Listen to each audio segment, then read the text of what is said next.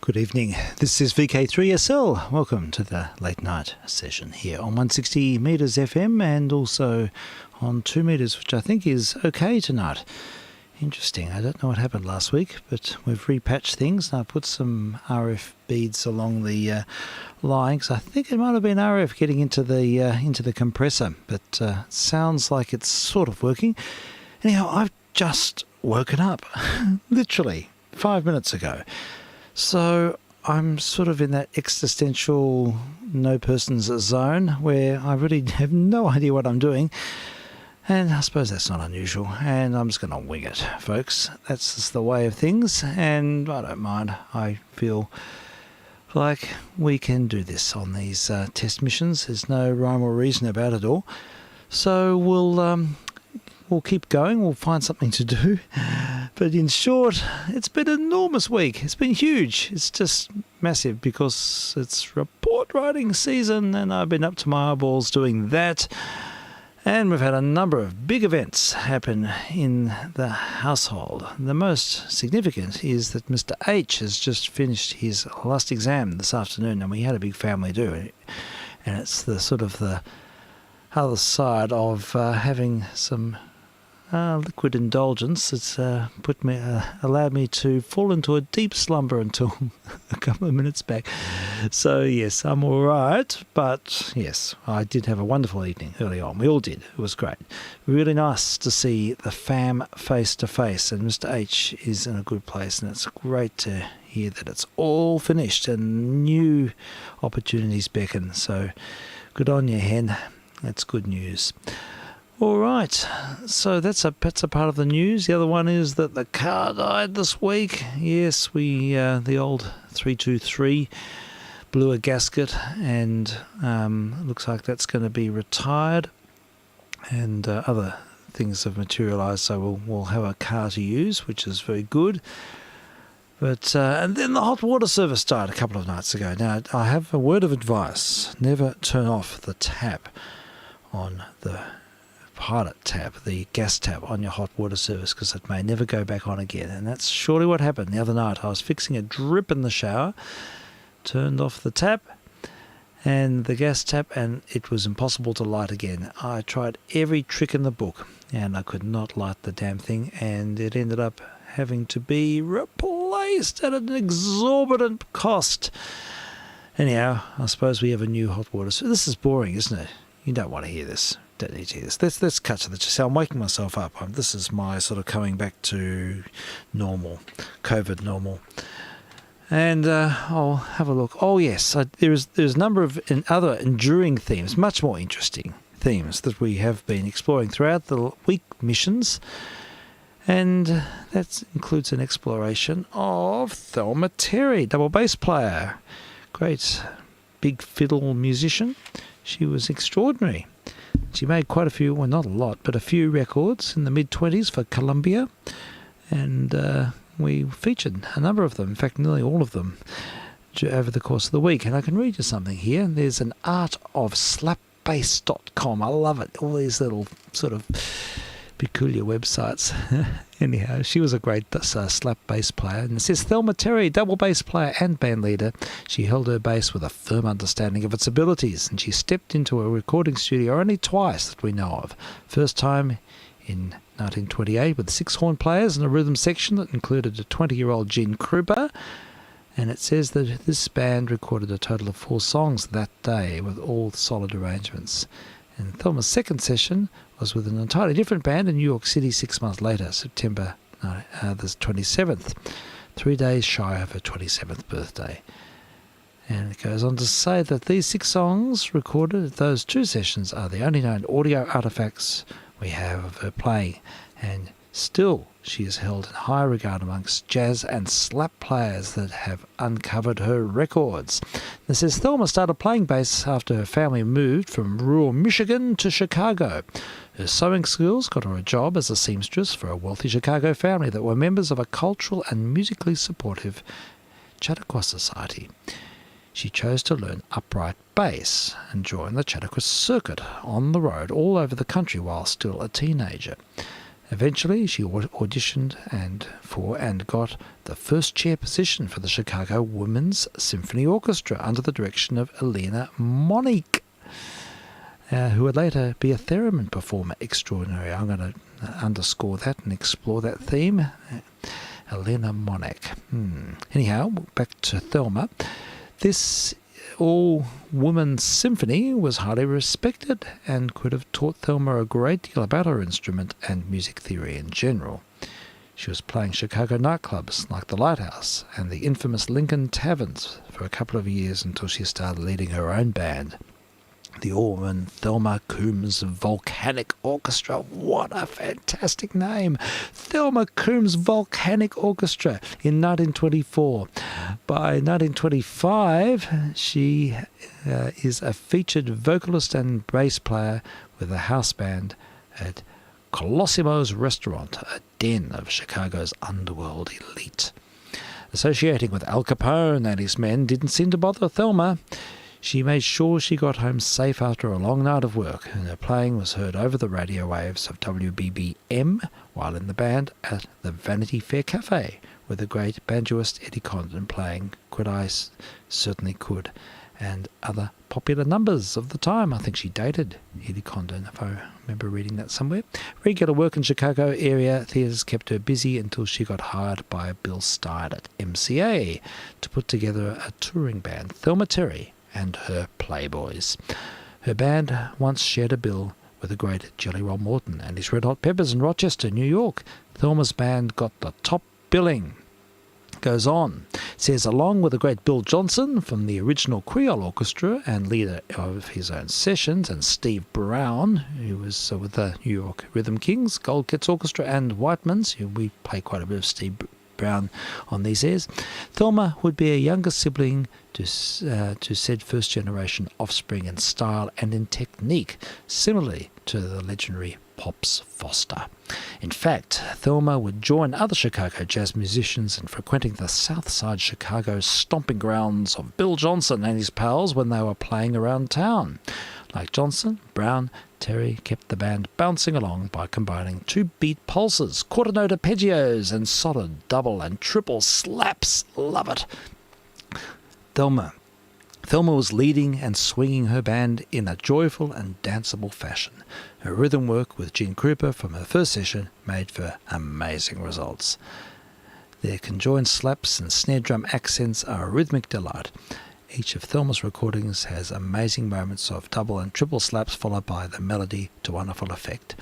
Thelma also plays the melody figures in tandem with the horn section when called for. Her bass lines push the whole band and keep the lively bounce always in stride. Goes on and on and on, and we can read some more about Thelma perhaps another time. So she just had the sort of wonderful bright spark of activity in the late 1920s, and then she sort of went into obscurity. I think she was being harassed by people in the band. It's a bit of a sad other story to this as well. But look, we won't dwell on that. We'll have a listen to her in her glory, and these are a series of recordings put up by Mr. PZ, and I will just turn this on and we can enjoy hearing When Sweet Susie Goes Steppin' By and Dusty Stevedore. Thelma Terry and her Playboys. VK3SL. Testing.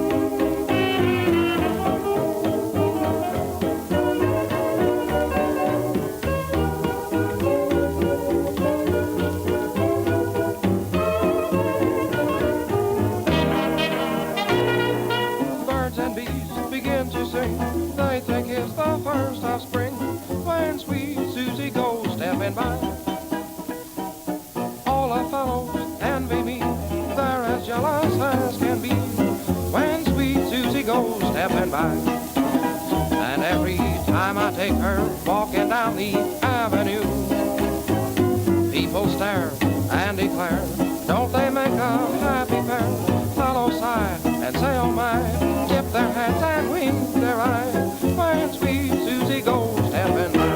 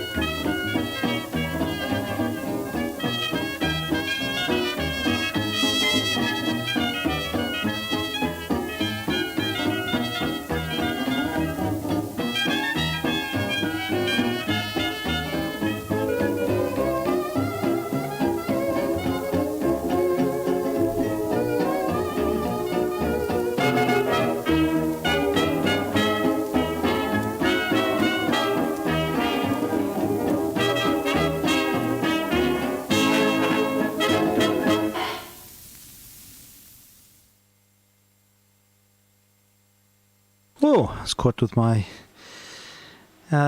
caught doing something else. There we have it. That was Thelma Terry and her Playboys recordings from 1928. It's a bit of a feature on Thelma. We've been playing her records all week, and it's nice to celebrate someone who's a bit forgotten. It's great slap bass playing. Lots of vigour, rigour, energy.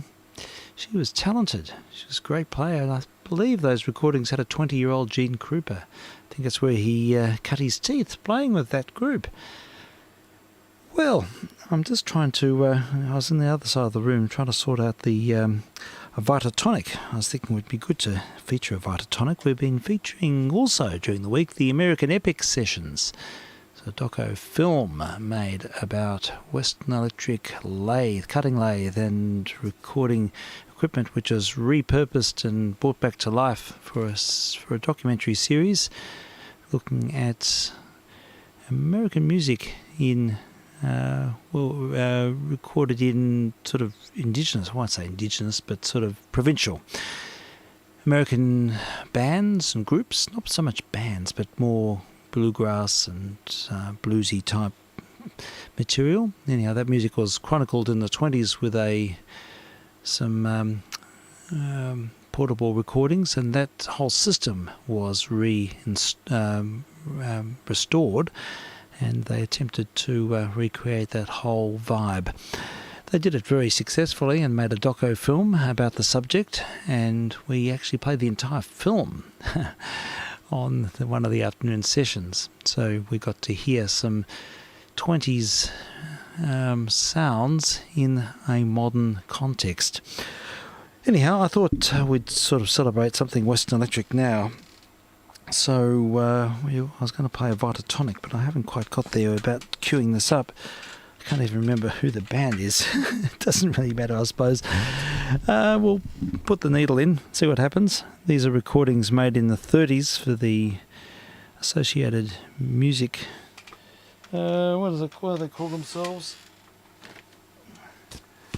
The Associated Recorded Program Service, that's what they say. And these are using the best wide range Western Electric equipment available at the time. These are Hillendale transcription records courtesy of Mr. J, and we're cutting to the source, an original, and we'll put this on now. I'm just going to lower the stylus. I'm slowly waking up, folks. It takes me a while. There we go, into the groove and up with a fader. Fingers crossed.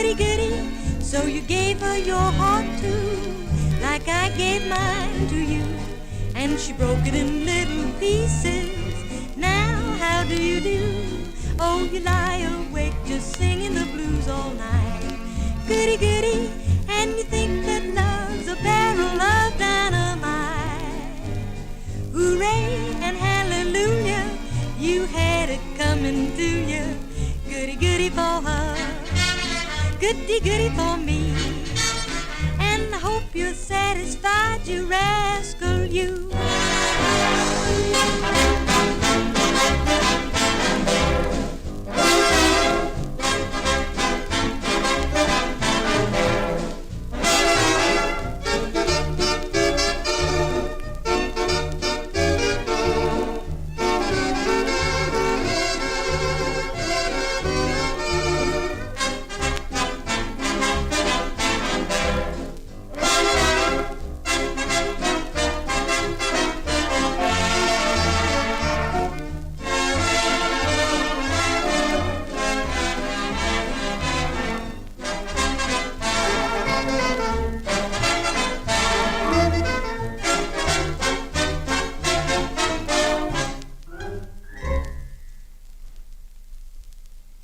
This is vk3sl test missions on 160 and 2 meters. We're listening to Associated Recording Program Service transcription recordings from the 30s. Western Electric systems in all their glory. Hi-Fi from the 1930s.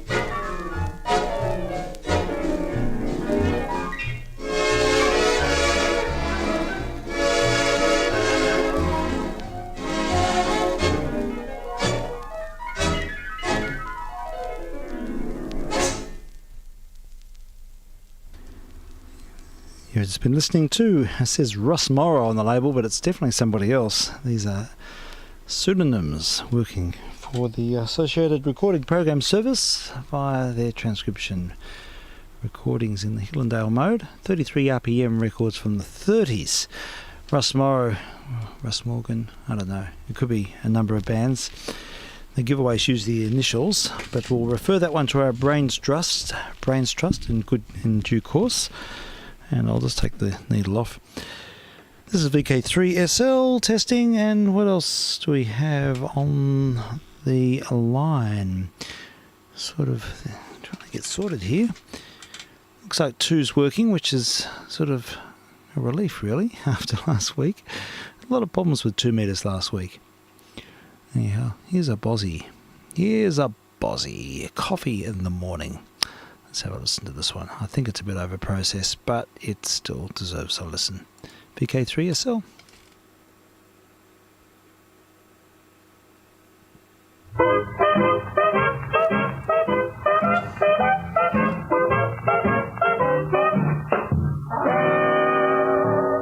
I've got a mission, just a simple thing. I've one ambition, to have the right to bring you your coffee in the morning and kisses in the night. It's my desire to do as I'm told, to have what you require and never have it cold, dear. Your coffee in the morning and kisses in the night. The wedding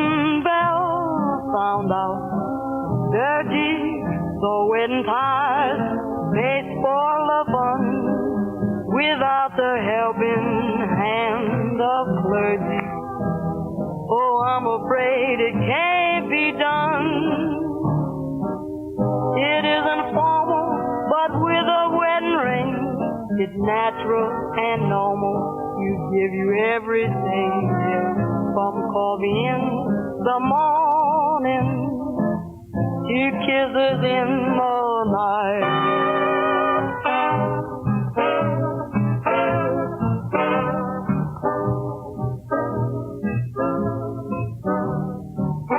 I've got a vision, just a simple thing.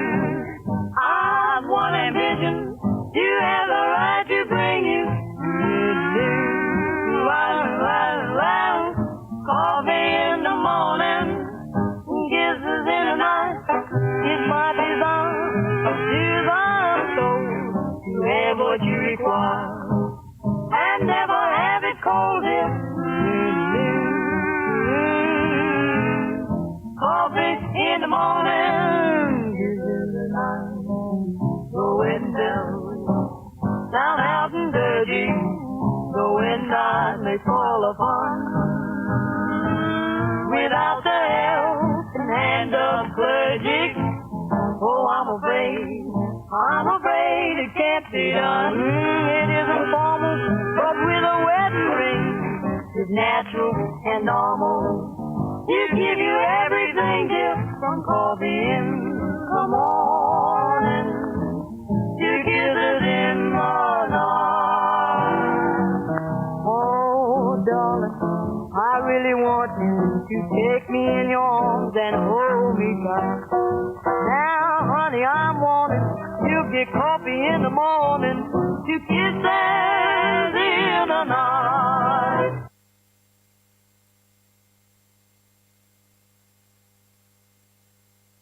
I thought I was going to keep going.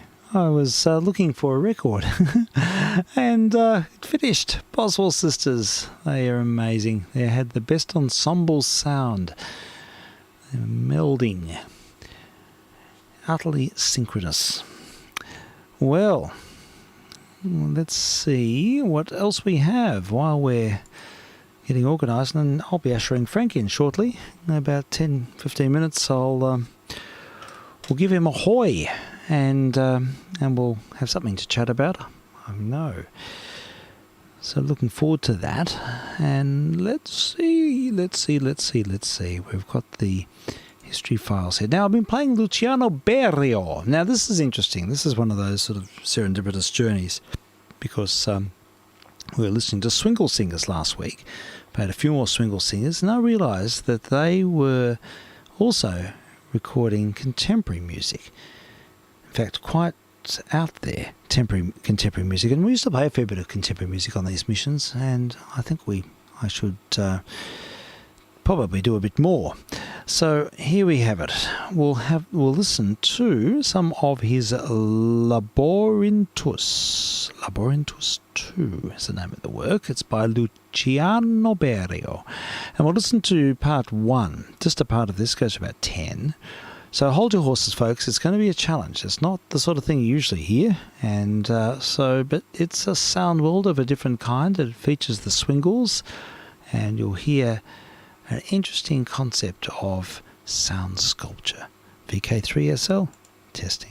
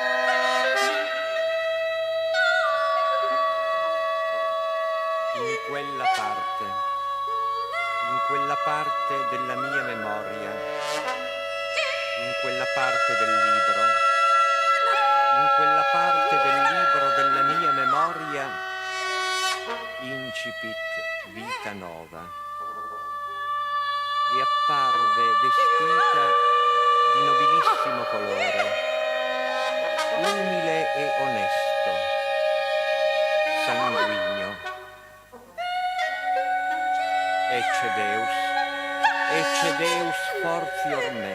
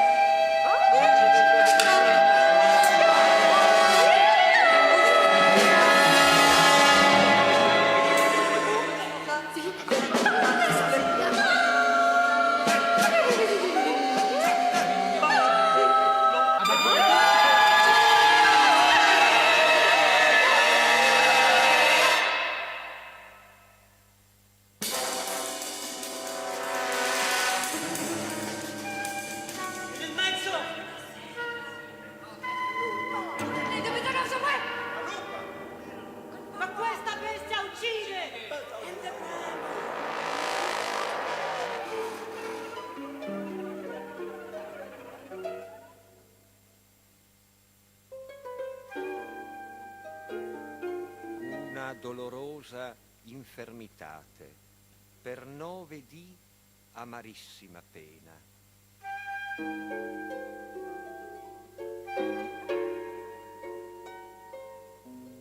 E nello 9° giorno, sentendomi dolere quasi intollerabilmente, a me giunse uno pensiero e cominciai a piangere e cominciai a travagliare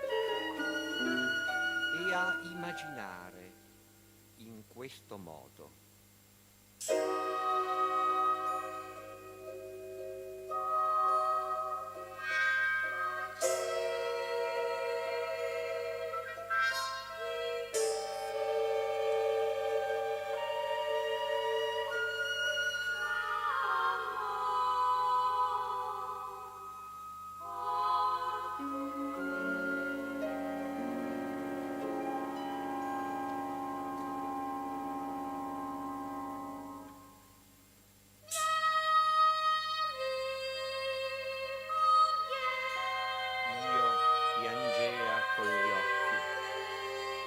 Bagnandoli di vere lacrime,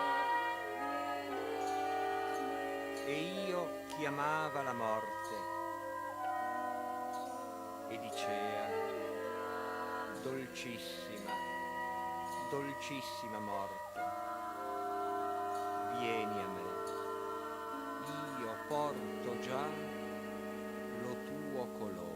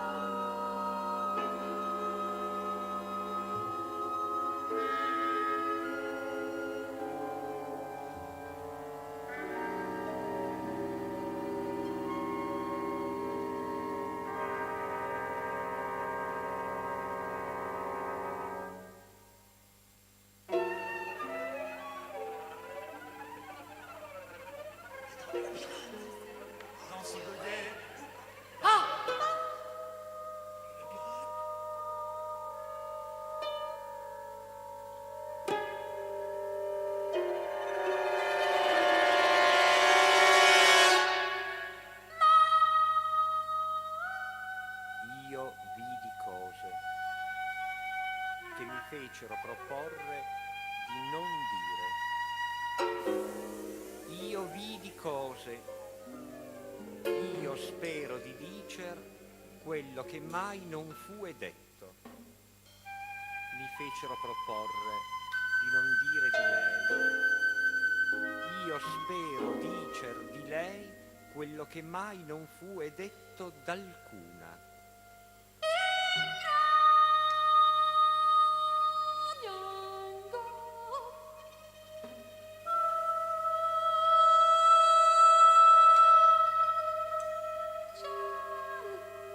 Mi dà orrore uno soave sonno, ma allegro, ma con tanta letizia, ma una maravigliosa visione e di pauroso aspetto. Amore, piangendo, mangiando, dubitosamente, una nebula di colore di fuoco. Ego Dominus, ego Dominus tuus. Una figura, uno Signore, amore, e la donna in amarissimo pianto, in grande angoscia, piangendo.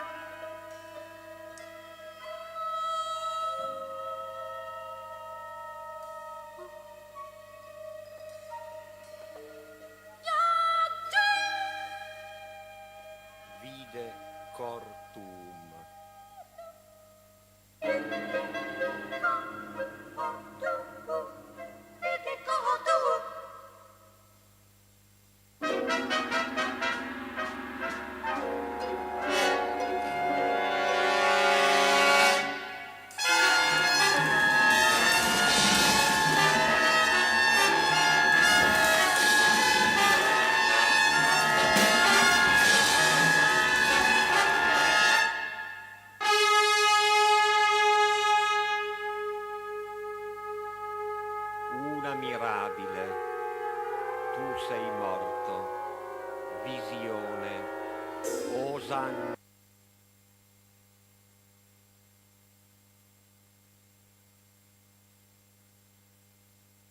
Quickly on with the headphones. Luciano Berio, Labyrinthus 2. We just heard past part 1. I don't think we'll listen to part 2 today.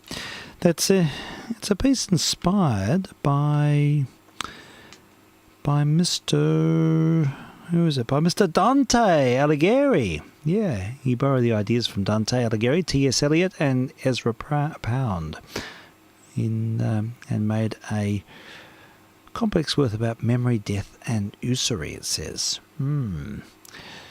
believing these themes to be present in Dante's work, and that featured the Swingle Singers, I believe. So 1965, Luciano Berio.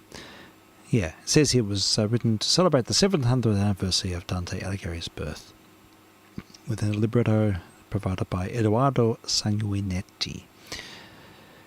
Yay, all right, there we have it. That's something a bit different. I hope I haven't alienated everyone with something a bit offbeat, but I find that sort of music in small doses quite fascinating. Let's see. What else? History. What does history tell us? History tells us that there's another Jacob Collier waiting in the aisles, and I might just play this one and then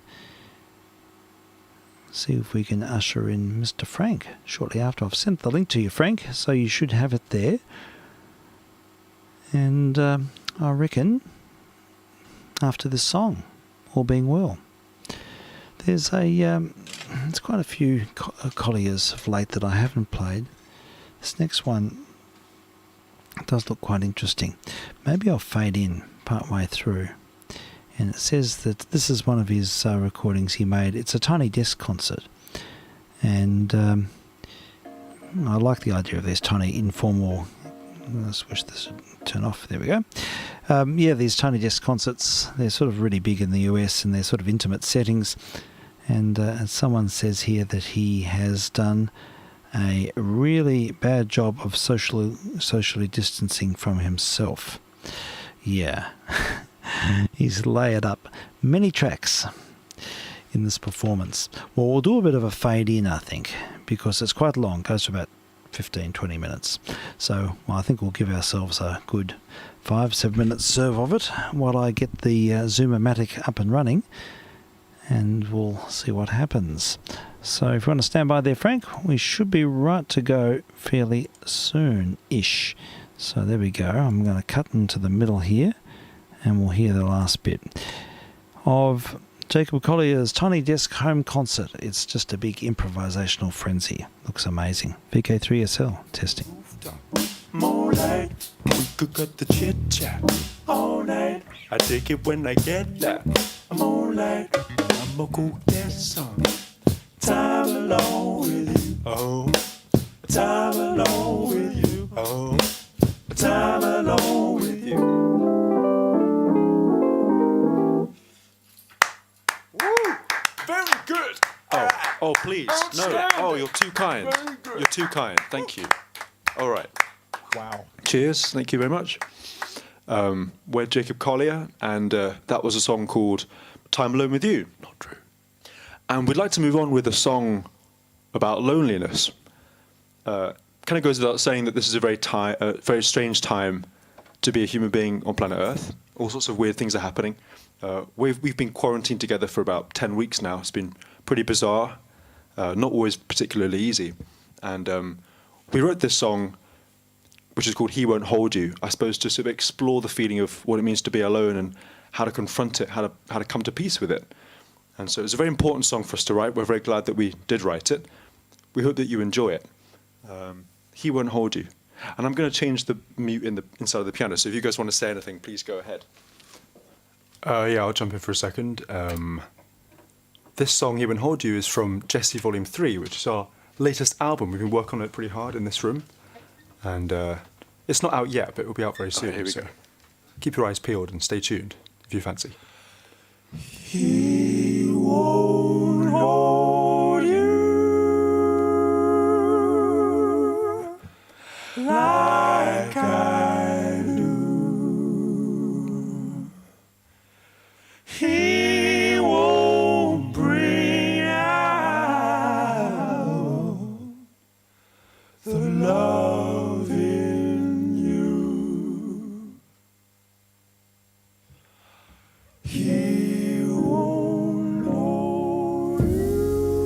I've been feeling down and out lately, like I do. Baby, since you left me, it's been so long since your body held me, like I do. Won't you come and save me? I never was misunderstood, baby, like I do. Since the day you met me, but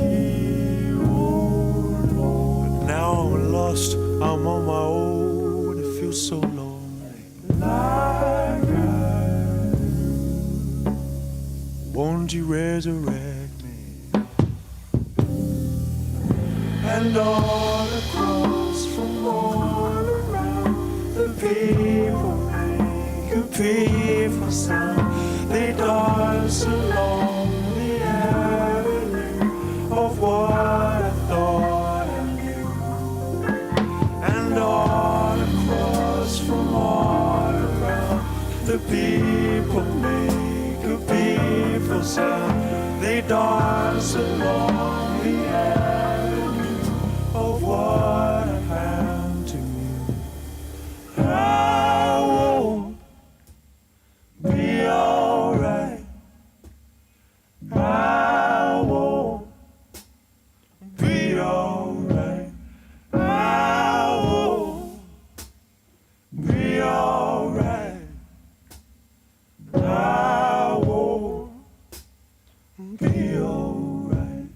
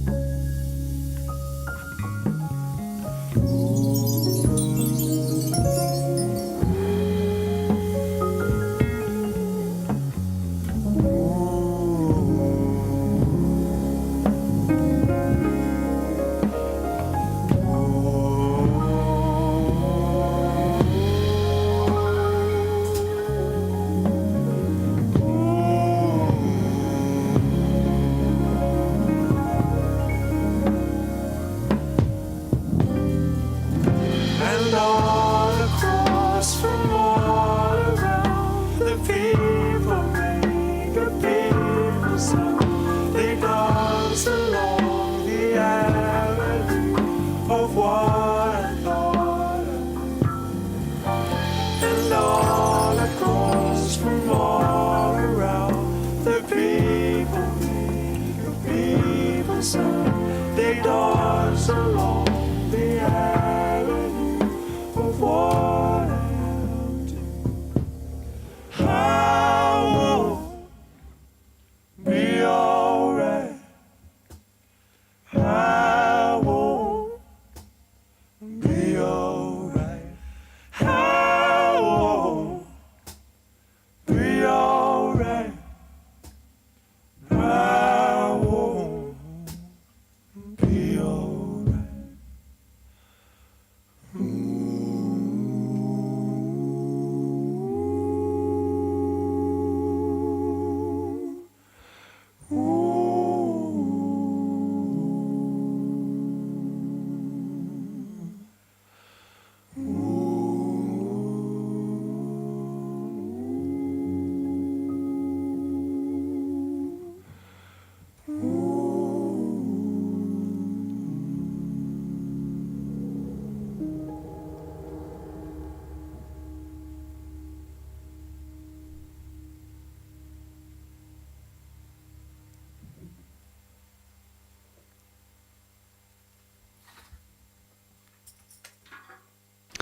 Been listening to Collier Magic, one of his tiny desk concerts.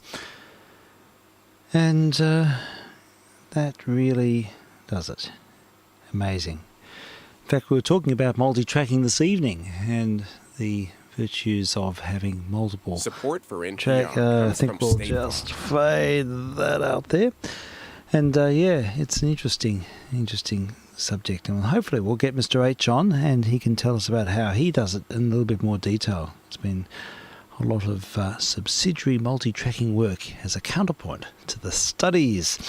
Anyhow, it looks like Frank's on the screen there. Now, we usually usher Frank in with the transcription record. So I've pulled one off the shelf. It's an old Ronda disc. Now I've got a selection here. We've got track number 1, which is Neutral to Maestoso. Track 2 is Light Comedy to Fanfare. And 3 is Harsh to Soft.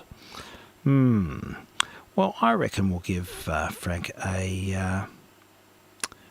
what do you reckon, Frank? Neutral to Maestoso? I reckon we can run with that. So, let's put this on. It's a vinyl. The hole's too small. And Neutral to Maestoso. I like it. And we'll let this one usher you in, all being well.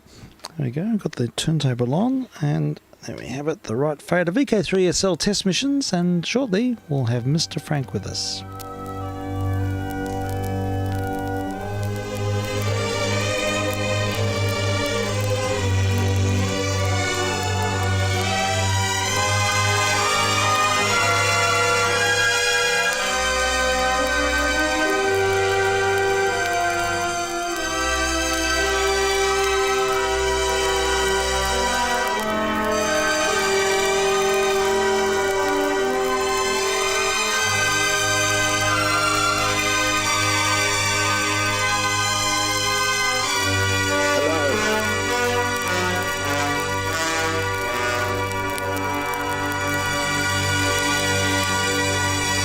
And good evening, Frank. How are you? How do you like being ushered into Neutral to Maestoso? Does that fit the bill? Oh, makes me feel very important.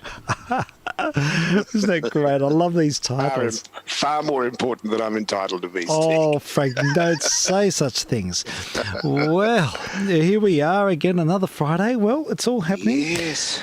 Yeah. How did your family get together? I gather it went well. It was good. It was a great evening. Really good. In fact, it just flew by. We were all in great discussion. It was just so good to see everyone face to face and no masks. And we hadn't seen my sister for a very long time, and so it was great to see her. And and of course Mr. H, who was the subject of it all. That he was at the centre. It's such a good feeling to be finished your exams. Oh God, yeah, absolutely. So, yeah, I think he's sort of in suspended animation. He had 2 today, so it was a very intense day. He was pretty tired. He may not even be listening at this stage, but. No. But anyhow, it's a good situation. It's nice to know that it's all behind him, and for us, it's the end of for all of us, it's the end of an era. And we're looking at pictures of when he first went to school. One of those reflection nights. Yes, we did. We had a bit of discussion and looking at old pics. That's terrific. So there we go. So how have you been? Big new world next year at the con. Oh God, yes, wonderful. Absolutely, it will. It'll be amazing. So we'll no doubt we'll get a running commentary. I'm hoping about the. Yes, parents always do, don't they? They do. I know. You've got to get used to not asking all the questions. I know. I've got to get used to that. I tend to get a little bit too strong on the enthusiastic stakes, and I used to do that, I'm afraid. Yeah, it's easy to do, isn't it? I've got to learn to chill more. That's the thing. That's the one. You've got it, Steve. I've got to chill. Chill. Yeah. Chill out. I know. Yeah, I'll learn one day. Yeah. Anyhow, well. That's good. So, how have you been? Have you been catching up? I've been catching up with friends, live contact with friends. Fantastic. And lots of grandchildren hugs. Oh, brilliant. Brilliant. Good for the soul. Very necessary and long awaited. Yes, indeed. That's so excellent. good. Good-o. And but I've had a couple of meals with friends at restaurants and pubs and things. Brilliant. That's great to I've got hear. another one tomorrow. It's basically our OTR group. Oh, that okay. I think I might have mentioned. Yeah. Which means that Jamie will be there. Oh, marvellous. Okay. Yes. Oh, very good. Say a warm hello to Jamie. Oh, I most certainly will. And, we look forward to We've having actually got to be there at 11:30. The booking's very tight. Okay. We've only got an hour and a half. Right. So in order not to waste any, we've all got to be there when the starting gun's fired at 11:30. Yeah, You see. that's the way We're they out do it, by isn't it? one. Yes, because everything know. is, they can only have so many patrons, can't they? Yes, At they one run time. shifts. They Yeah. do. Okay. Well, we won't keep you up too late. In fact, I'm a little bit worse for wear, to be honest. It is quite true. It's So not I woke showing, up. Steve. It's not showing at all. Well, I'm trying I'd say. to thaw out. I've had a few glasses of water before. Water's good. I After find having water a, very effective. Yes, it Yes, is. I After a few glasses of other substances. Flush the kidneys. Yes, that's what they say. Yes, They so- do. Yeah. and a Up to coffee. point. I've had a coffee, and I had to put that Boswell Sisters track on about coffee in the morning. Well, it's coffee in the Oh, evening. but lovely. Yes, there was. I've just finished a cup of coffee Good for you. That's good. as well. Yes, classic Bozzies earlier on. But yeah, so what do you think of those episodes of The Shadow? Oh, look, it's amazing stuff. I had forgotten. Well, I hadn't exactly forgotten, but I hadn't properly remembered how kind of. On the one hand, they're totally impossible, but on the other hand, there's a sort of complexity about them that is intriguing. I'm staggered by the complexity of those stories and Yeah. the slickness of the production. I mean, they're just I know. they're extraordinary for the times. Wow. And the Australian ones are at least as good as the American ones, I think. Yeah, interesting. Least It's as wonderful. Yeah, I'm compelled. Yeah. So, So the nightmares come flooding back. yeah. Okay. So they must have kept. See, they go way back to the mid '40s. Those episodes. So they wonder if we'll have to refer this to Jamie, of course, and find out. Yes, well, he will know. But I started listening at about 1950. Okay. Wow. And I was small Yeah. and not very sophisticated in my thinking. Right. But I hope you've got an episode which is a particular nightmare special. All right. It was about a professor that the forces of evil got hold of, and he had a formula, and he wouldn't give it to them. So they tried everything, but they couldn't get it from him. So they realised what they had to do was to kill him, take his brain out, and put his brain into a special fluid in a dish. Then they were able to somehow connect with his brain. Oh God, it sounds very Roald Dahl to me. Oh, It does. But this was told so graphically, and with God. Wilbur Kentwell on the organ, Yes. doing his best to frighten everybody's daylights out. yes, he does a pretty good job, doesn't he, on the organ? It's amazing what you can do with a Hammond, you know. It is. He really sort of gives it the official sweep, the sweep of authenticity. Yeah. Okay. Well, look out for the one about the poor professor being Oh yes, with his brain. the brain. That's incredible. Sounds ghastly. It is the stuff of nightmares. That's horrible. Oh, it is. I remember asking Dad, was that next day? Would that be possible? Oh. You could see that I was worried about it. Oh yeah. Well, it's So he- it's terrible disambiguation at its worst, I think. Oh God, it is. It's terrible stuff. But they are like that, though. I mean, there's a real gruesome aspect to them. It's really acrid. And it is. It's It a is. cut above anything else I've heard from that time, which is slightly more prosaic. But Yeah. these are gritty. They're gritty stories. Prosaic, these are not. Absolutely. So, so if people are interested, we're playing Shadow episodes every day, sometime between 5 and 7 in the afternoon sessions. So. Oh, and can I just say how much, again, I enjoyed the Bill Evans the other day, but also the Bill Evans tonight with Jim Hall. Yeah, what a beautiful I've never album. heard that. It's a lovely album. Beautiful album. It's- yeah. Oh, yes, and they combine beautifully, don't they? Look, they do. I had it on in the background while I was getting things ready for the party, and I was just, moment after moment, I thought, it's magic moments abound. It was just incredible guitar playing and piano playing. And I've got a lovely album with Jim Hall playing with a baritone player called Jerry Mulligan. okay. Which is called Two of a Mind. And what I'm going to do is to pick out a track that I think the idea of the album is that a lot of the time they are improvising together. Usually you get jazz performers playing solos, and the pianists say will take a back seat and accompany them. Yeah. But a lot of the time in this album, they are both improvising and bouncing off of each other.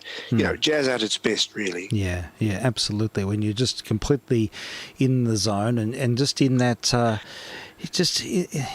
there's like an ebb and flow, I think. When music happens like that, there's something very egoless and very selfless and about that sort of communion. Yeah, it's beautiful. I've heard interviews with great jazz, well, not necessarily great, but musos who have got into that situation, and they say time just stands still. It's just an incredible experience. Yeah, it's a state of flow, really, where you're not aware of the outside world. I mean, I can, in a small way, I can relate to that. Sometimes playing Bach, when things are just moving, you really are not aware of anything else. Except just that sense of the music having a life unto itself, and you're just participating in that. And it's just so wonderful. It is, but to hear people improvising with that sort of notion is just in deep communion, and being able to just pick up each other's ideas, and the other person allows someone. That's the thing I just thought so particular about this track this album this afternoon. Yes, was just the way that they play around with ideas, and it's so sort of effortless. And you can hear them picking up from each other, can't you? Yeah, you can. It's beautiful. It's and there's no sort of competition.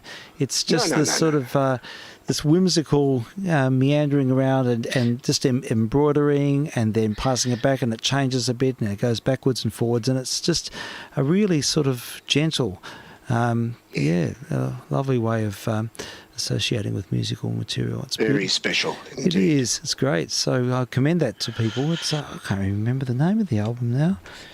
It was called. I should. I can look it up, but I don't. I can refer people to it because I think it is really worth seeking out, and I'll be coming back to it and listening to it again. So we'll see. I've got my iPad here, so we'll see. That's the other thing. There is so much interchange in these albums that I keep hearing them and picking up new stuff all the time. You know, every time I listen, I find new things. It's good. Yeah, it's from the Bill Evans archive, and it's called Undercurrent. And that's the one. Yeah, Undercurrent. So Bill Evans and Jim Hall, and it's an album that came out in 1962. So great. Good material. Yeah, I'm really enjoying it. I'm really pleased to have had that introduction. Now, he did that album with his playing along with his own tracks. He did like an overdub album as well, didn't he? Yes, he did. It's called Something with Myself. Yeah. I won't say Playing with Myself. Yes, something like that, isn't it? Something like, it's along those lines. Yes, it is. Yes, I remember reading the title and thinking, oh yeah, okay. I know. And but I think I'll have to sample that one. So maybe next week we'll put that album on. Yeah, but, I've got it, so I can easily find the title. Oh, good. It's lovely, and some of it's done on Rhodes on electric piano. Oh, really?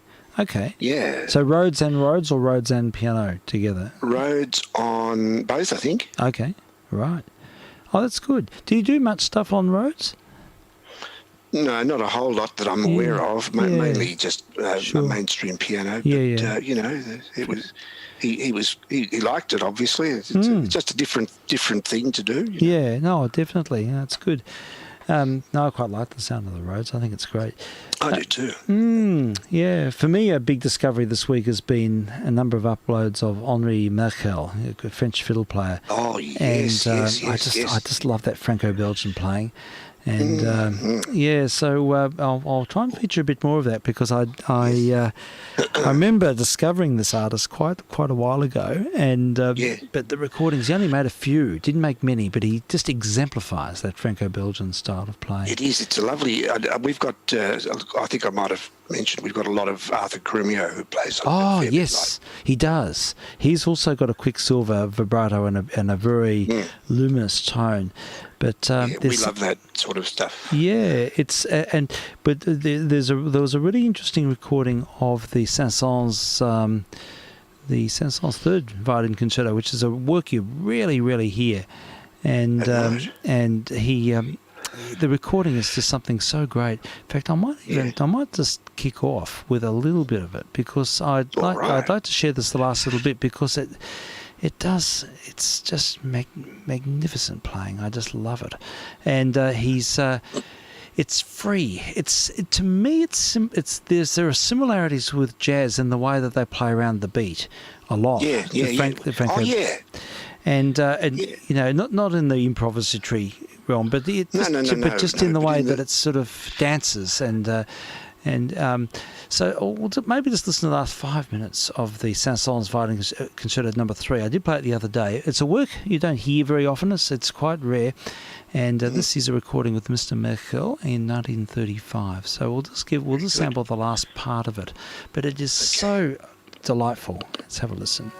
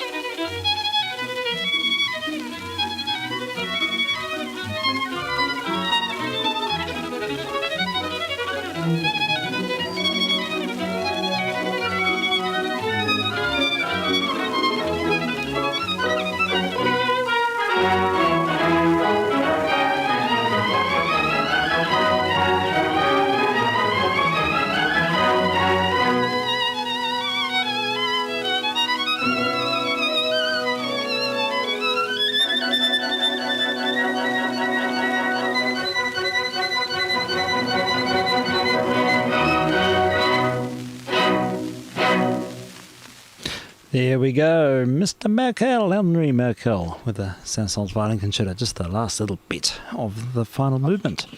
But yeah, Elfin playing. Yes. It's very light, isn't it? It is very light, very perfumed.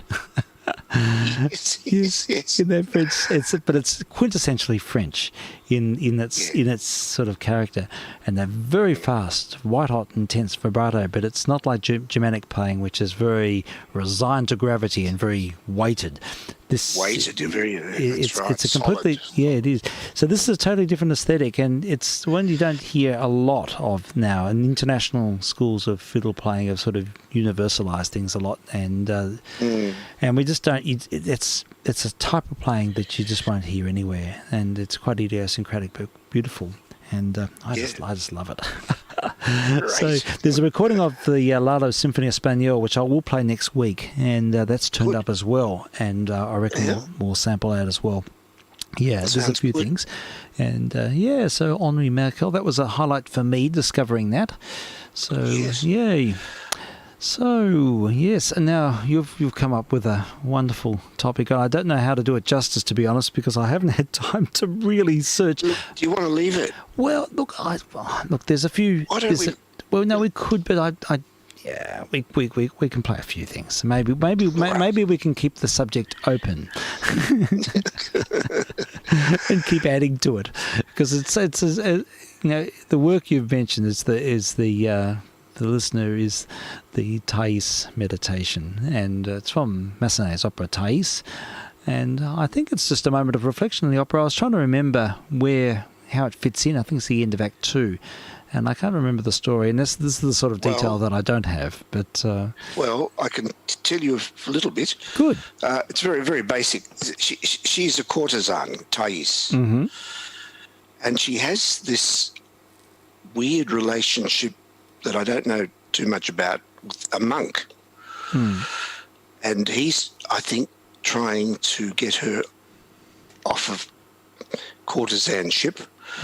And onto something a bit more godlike, and I think that this meditation is a point at which she just stops and sits down and has a little think about her whole life, and sort of weighs things up. And I don't know what she came up with as far as conclusions, but yeah, it's around her looking at her life. Wow. Okay. It's a reflection, meditation. Wow, that's great. Well, that helps. That makes complete sense. There's some wonderful recordings of this, and I thought, well, I mean, there's a few which I've been able to just quick access, which I know very well, and my favourite by far is a recording that Misha Elman made in 1913. And wow. It's such glorious playing, and for me, time stands still when I listen to this. It's just beautiful. So okay. I reckon we can dial that one up, and we can have a listen to it. There's a few different. He recorded it in 1913 and 1919, and then he recorded 1959, and there's even a recording just before he died on TV in 1965. Good so heavens. he's lived with the piece. But the recording he made in the early one is just beautiful. So I've got it here somewhere, and I'm just going to quickly find it, because I did a quick search before, and we have it. I think this is the one. That's the 1919 one. Here it is, 1913. So look, let's have a listen to this. And just before you do, yeah, sure. It just occurs to me, and I want to say it now, or I'll forget. It occurs to me that I could make your job a fair bit easier if I gave you my suggestion a day or so earlier. Well, usually it's fine. I actually quite enjoy kicking back on a Friday evening and just surfing around and fleshing the subject out, and I don't want to get too caught up with all right, yeah. Yeah, I quite enjoy just sort of... All right, that level of sort of semi-spontaneity. Yeah. If I overthink things, it all gets a bit too... Yeah. A bit complex. I mean, I could just as easily do it earlier, but it's become part of my Friday routine as well. Sure. No, look, it's fine. I mean, it doesn't matter. If you feel like it, if you get inspiration earlier in the week and you do feel like it, by all means, and I'll keep pondering. But look, it has been a nice sort of thing to do not long before the show, and then I sort of do just a bit of a listen around and pick through the shelves, and then I listened to Clint, and poor old Clint, I fell asleep, Clint, I'm sorry to say. I started at 10 o'clock listening, and then I fell asleep and woke up. He understands. I listened to the first Good evening, Clint. I think Clint said he was going to listen. Okay. I lay on the bed, and I had it on the stream, because he's streaming on YouTube, as I do now. And yes. But he streams with video on YouTube. I just stream with a blank slate and just the audio on YouTube. But he's doing great things. I mean, he's about to start HD on high definition on the ATV as well, which is he is. He's on the repeater, on the TV repeater now. I think. Yeah, it's great. So that's great really exposure. Mm-hmm. Yeah, it is, and the content is always so great. It's terrific stuff. Yes, it is. It's marvelous. Now, when I'm focused, I really enjoy it. Yeah. But thanks, Frank. That's a good idea. Look, whatever suits you. And I'm going to try not to think, the process. Well, if you like, I'll send it early, and if you like, you can just forget that it's there and do it when Just let it percolate. that's the one. yes, we could do that. Well, let's have a listen to this beautiful recording of the Yes, please. meditation. Now, this I think people instantly recognise the work. It's a very, very famous piece of music, and so we'll have a listen now.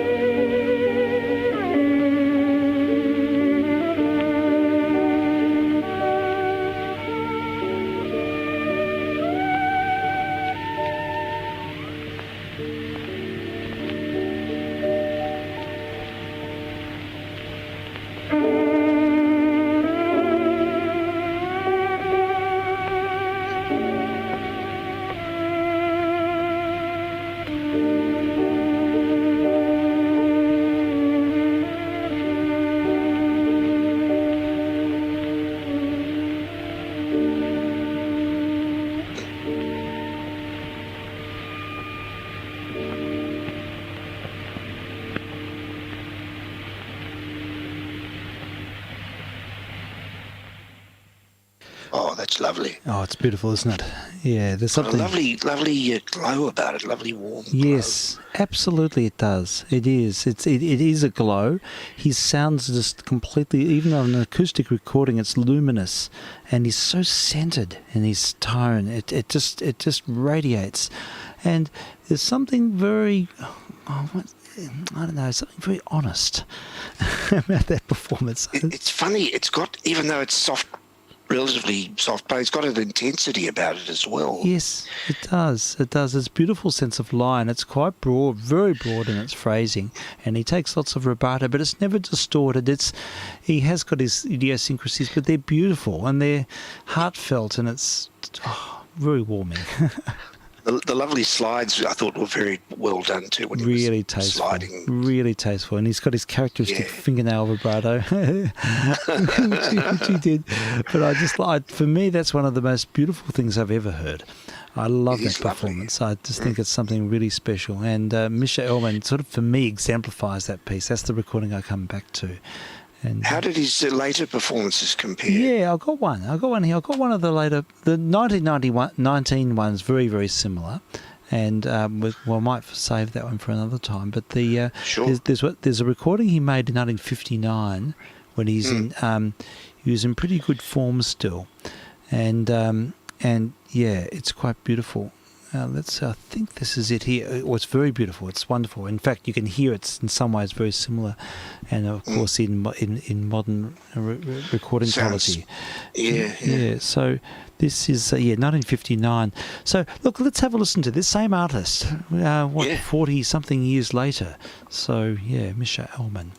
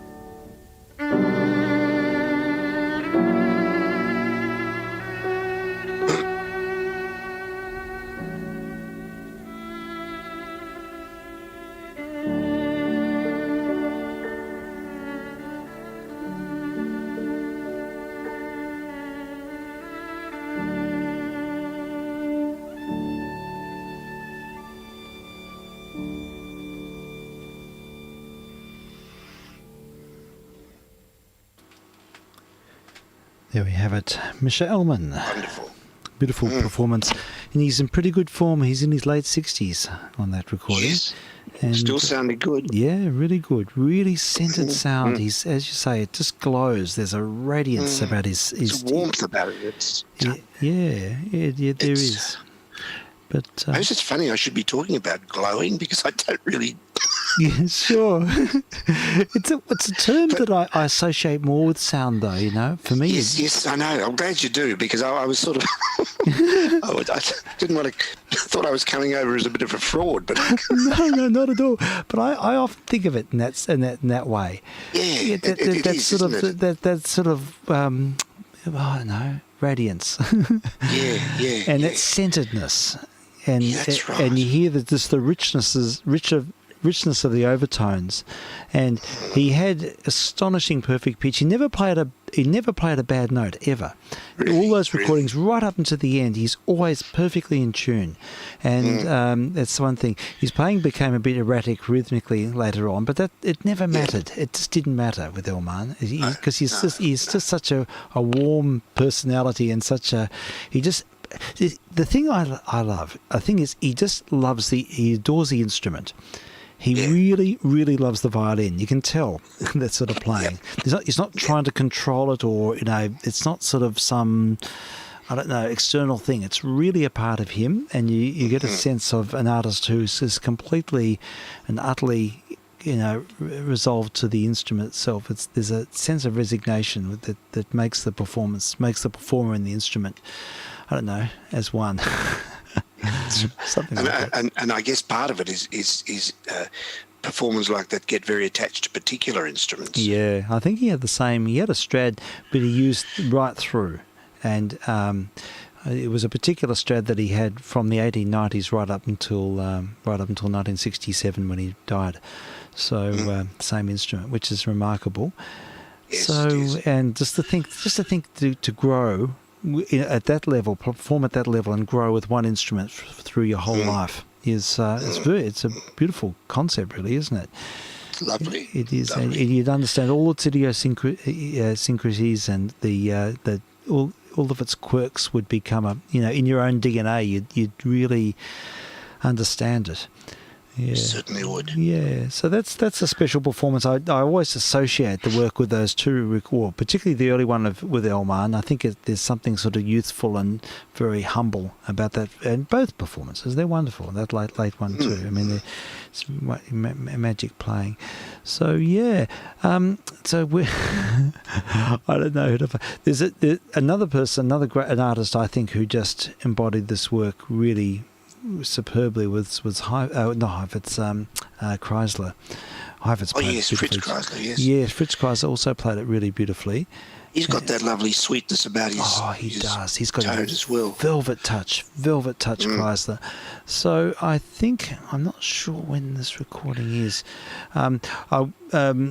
In another time, I'll play these again off the 78s because it's lovely. I know I've got all the 78s of these here, but I just haven't had a chance to look at them. I'm just No. But it doesn't matter. We can come back to it because it's a piece that I just enjoy. But look, let's have a listen to Mr. Fritz, and yes, I just want to see if there's any information about when this was recorded.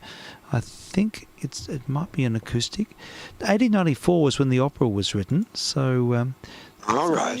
So here we go. In 1928, this particular recording. This is good because it's acoustic. It's electric, so you'll hear hear more of Kreisler's sound. And Kreisler was sort of half a generation older than Elman. He was older than a lot of the other players we sort of associate with that era. He was born in the 1870s. So his career was well and truly up and running by before the turn of the century. In fact, Kreisler played for Brahms, a new Brahms. So it's interesting to consider his associations.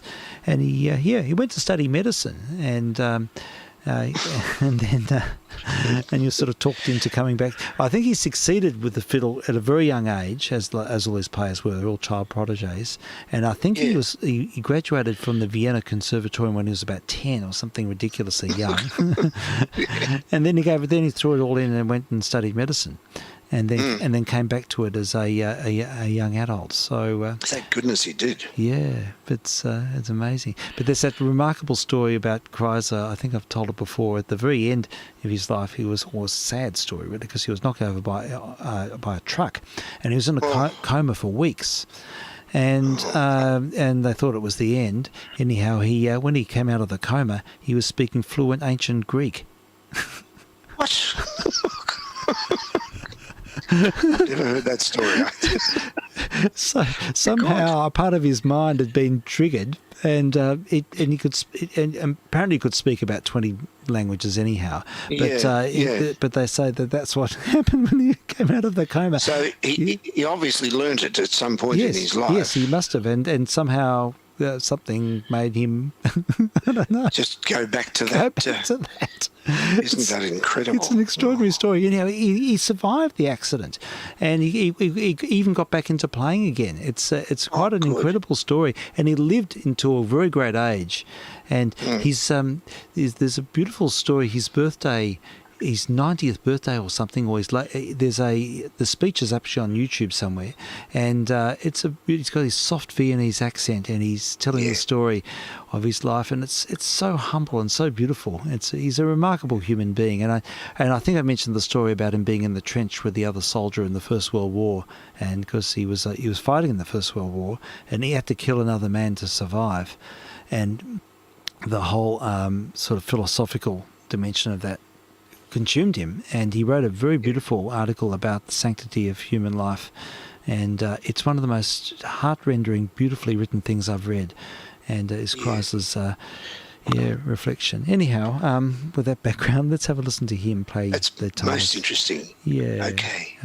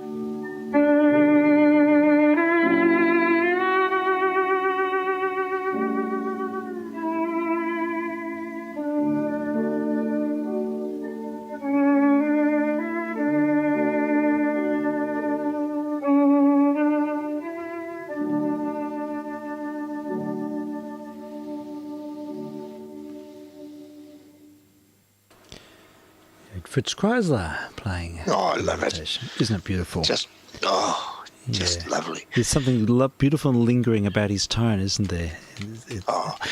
I think a lot of people who wouldn't like necessarily know much about or like classical music would nevertheless love that sort of thing. It's Because it's a universal thing. Yeah, I acknowledge that. I think so. It's the melody is just got such a lovely. I don't know. It's the structure of the melody is just it's so attractive in its form, and especially when it's played like that. Yeah, absolutely. Yeah. It just has a I don't know. It's something innately humble about that piece.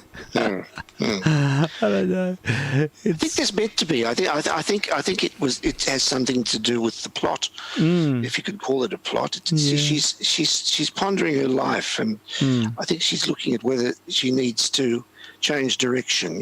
Yeah, sure. One of the things I'd like to come back to with this is to see if I can find the recording, and I'll probably have to go to the opera, because in the opera I think it's played. I'm not sure if it's played by solo violin or strings, or there are places where it's played by the whole string section. Yes, I've heard recordings of that. Yeah, and it's really effective. And it's quite different when it's sort of played en masse like that. So it would be nice to hear it in that context as well, and maybe with a little bit of the act before it. And so, look, I'm sure we can sort of return to it and provide a little bit context. Yeah, a little bit more context would be good, because because that would really flesh it out, and because I have heard it before, the aria before. I know I've listened to it in the past, and then hear the way it sort of just emerges out of the aria, and it's quite magical. It's quite beautiful. So that would be. Is it ever performed these days? Do you know? Thais, I haven't heard of it being performed. No, certainly not to my knowledge in Melbourne in recent times. I haven't seen it. No. I think I'd go if it was on. I'd like to hear it. Yeah. Yes, likewise. Yeah, you don't hear much about Massenet's operas. Yeah, but that's the only one I really know. But I think he wrote quite a few. But he did. Yeah, that's the enduring theme. But yeah, I got, apropos of performing, I'm diverting again. I No, it's fine. An email from Recital Centre. Oh yes. Today, Mm-hmm. and they've planned next year's live program, and everything's going ahead, and Wow. it's looking very good. Oh, fantastic! That's great. So they've really got the green light. They seem to have. Yeah. Excellent. Yeah. Oh, that's really encouraging, because it was a huge question mark for so long, and I think that we've had a month without any incidents of the virus, and I think that there's no reason why the arts community can't really start to pick up, and that's really encouraging. Yeah, that's great to hear. Well, we'll look forward to back into concerts again. Yeah. Yes. So, that's wonderful. So, yes, I'm sure they'll open up their subscription books again, and people can it'll probably be a bit of a rush, I imagine, for some things at this point. Sure, they will. Yeah, that's right. I don't think they've released a program yet. Oh, okay. But they say some aspects will be a bit different. I don't know quite what they mean by different, but maybe they're trying new stuff. Yeah. I guess that's what they mean. Yes. But we're all very, very keen to get back there and Sure. and hear music at its as sounding as good as it can sound. Oh, definitely. Sonically. Yeah, absolutely. And in a just with other people, just be able to experience and share it with other people. I mean, that's the whole thing about live music. It's being with other people who feel similarly inclined, and it's that sense of the unity and the communion, I suppose. I think that's one of the reasons that religious people and organisations have latched onto it, because that's part of it. You see, very much it's so. a shared thing. Yeah, absolutely, it is. Definitely. Yeah. Oh, that's great, Frank. That's good news. Excellent. So you'll have to let us give us concert updates. keep you posted. That's right. So is your music society going to kick off again as well? Your Friday night, yes. your listening thing? Yeah.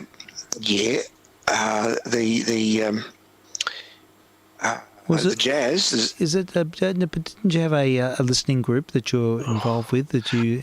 Oh, sorry, that's just a little private one. Yeah, sure. Well, we're going to. Yeah, one of our. We're down to 3 now. We've got a little bit of a different makeup. People have left, and one new one has come. Okay. And one of our number is very, very wary of COVID. Oh, I see. So it could. I don't know quite when. We were thinking about trying to do one on. Remotely, Zoom, but it's they never didn't. quite I the suggested same, that but- they didn't seem too keen on it. Yeah. It wouldn't have been very practical. Yes, I think it's a challenge, but I hope it works out for you because I know that was Well, the group's still on foot, and we're raring to, as soon as. I think we could do it now, really. Yeah, I think so too. I think really, there's no reason to be.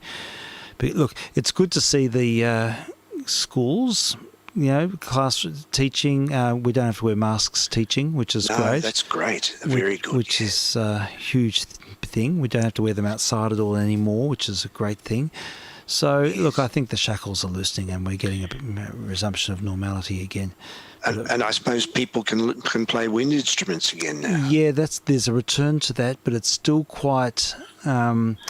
There are still a few constraints. We've got a concert at one of the schools next week, and the wind have got to play outside. So we have to have 2 stages.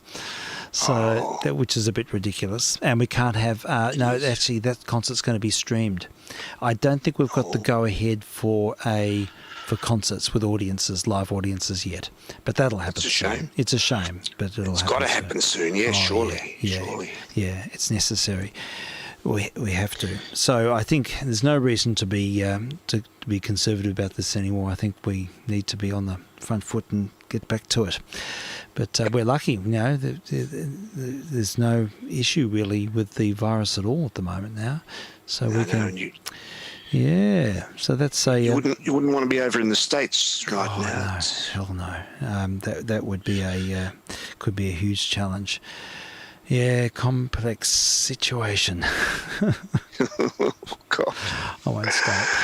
Yeah. No, son. But that's good. Good to hear about the recital centre. All right, so we've. What else? I haven't really found. They're the 2 recordings that really just shine for me.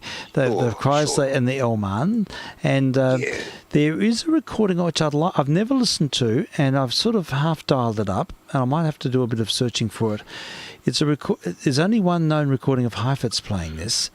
And to my best knowledge anyhow, and it's a live performance in the 40s, and it's a rare instance where he's not close mic'd. Heifetz had this thing about having the microphone basically inside the violin. Well, he one of his trademarks is intensity, isn't it? It is, and there's a sort of dry, very what's the word? With the acoustic, with it's almost a hard acoustic without without the reverb or without any reverb. He had a sort of he favoured recordings in the very dry. That's the word, dry acoustic, and so that was his preference. But sometimes there's a few recordings of him live, and these reveal quite a different sort of thing. So I'd like to have a listen to this, and having not heard it, and so if I can, I might have to find it because it's a part of a compendium of other works. Oh, okay. And so I think it's about. Well, just see what happens. I'll see if I can. This is part way in. Maybe this is it. All right. Yeah, I think it's a bit of a muffle missions, but that's the best we can do. Never mind. We'll still get the idea.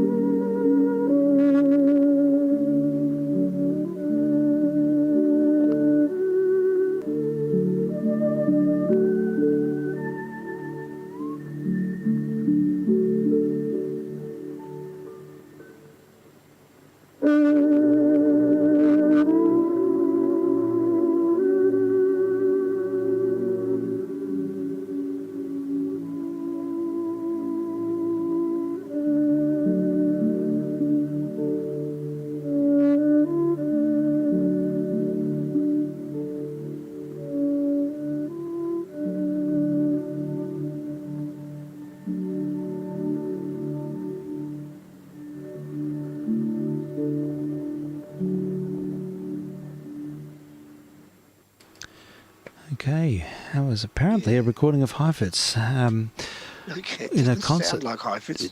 Doesn't. No, it's interesting. Very toned down and restrained. Yeah, it is. It's a little bit hard to tell without the top end, but you can sort of infer, I think, Yes. what it would be like. Yes, you get some idea, but it's pretty compromised, I have to say. It's a pity. Yeah. There's no other evidence of a recording of him playing that. So that's as good as we get. But you could hear his intensity, but it's almost impossible to get a good sense of things from that compromised recording. Still, it was interesting to try. It's a. I found something here quickly off the shelf, an acetate actually of a performance by Ernest Llewellyn, who was the concertmaster of the Sydney Orchestra.